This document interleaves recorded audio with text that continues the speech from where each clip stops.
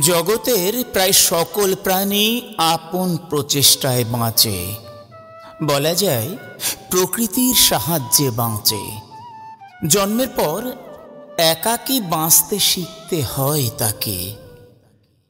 সেই একা চলার পথে সব বাধা নিজেকেই অতিক্রম করতে হয়। তার সামনে শুধু দুটো পথ, বাঁচা নয়তো মৃত্যু। সেই মৃত্যুকে তারা সহজেই বীরত্বের সাথে গ্রহণ করতে পারে।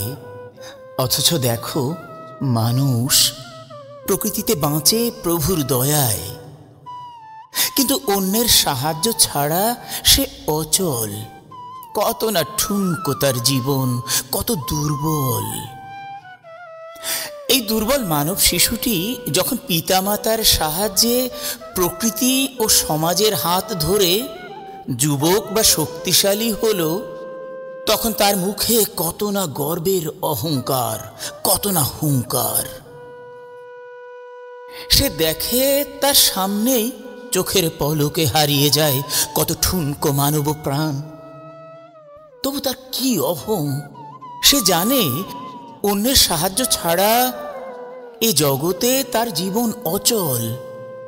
তবু সেই অন্যের বুকে অস্ত্র ধরে, নির্বিচারে প্রাণ নিধন করে, হুঙ্কার ছাড়ে, তোকে গুলি করে মারব। তারপর বুক ঝাঁঝরা করে দেয়। জগতের অনেক ইতর প্রাণীকেই জন্মের পর নিজেকেই হাঁটতে শিখতে হয় আপন প্রচেষ্টায়। তবু তারা গর্ব করে না। শুরুতেই যে মানুষ নিজের মেরুদণ্ড বা মাজা অন্যের সাহায্য ছাড়া সোজা করতে পারে না, সেই মানুষই নিজেকে অহংভাবে প্রকাশ করে। নিজের মিছে অহং ক্ষমতা অন্যরে জানান দেয়। বলে, মোরে চেনো না? এককালে লাথি মাইরা মাজা ভাঙ্গা হালামু। অবাক লাগে।